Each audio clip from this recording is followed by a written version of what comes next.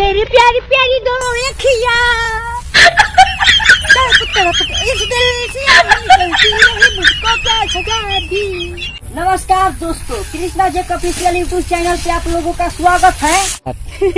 Video में इतना रस भर देवे कि एकदम रातों रात गोली खानी वायरल हो जाए। आज हम अपना गांव में कुछ पुराना चीज दिखावे जो तनी रहुए लोग के बीच में। और टिकटॉक को हमने के बहुत बड़ा स्टार बन गए रातों रात यार। अब हम टिकटॉक स्टार हो गए, टिकटॉक स्टार यार। कौन आ रहा है? बाप रे, अब इसने कौन कर साबुन का कौन है? तोरा नहीं खेला कर, तोहरा नहीं खेला कर। चल कैमरा करेंगे से हिसाब करो तानी हम। ते हमरा के नहीं किस पहचानत बाबू।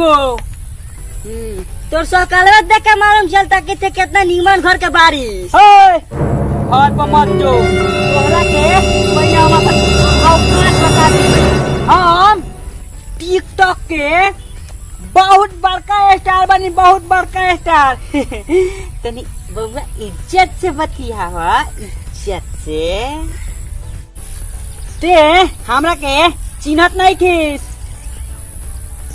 रे, औकात में रह, ज्यादा आसमान में मत ते हमरा के चिन्हत नहीं खू। यूट्यूब पर काम करेनी, यूट्यूबर है, समझ ली? तोर बाप बाप दादा पर जाइबे तो जान से तोरा हाथ धोक पड़ी रे। पानी ले जल्दी। जान से तोरा हाथ धोक पड़ी। क्या बुझता है रे? टिकटॉक बहुत बड़ा है। जान से हाथ धोक पड़ी, बाप दादा पर जाइबे तो जान से हाथ धोक पड़ी। अरे क्या बुझली? बाप बाप होला, बेटा बेटा होला। तेरी प्यारी प्यारी दो अखियां तेरे पास मुझे सारी रतिया।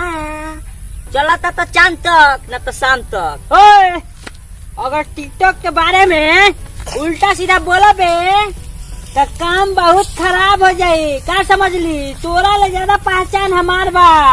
का बुझली साहब बाबा?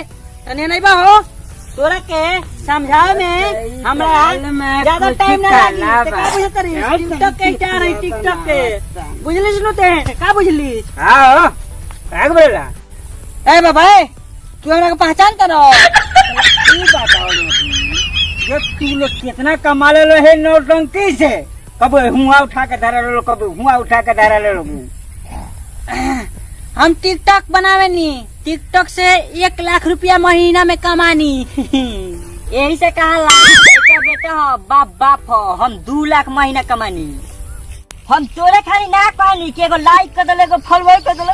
हमर फॉलोअर नहीं कला बाढ़ा, बुझले? बाप बाप होला, बेटा बेटा होला, बुझले?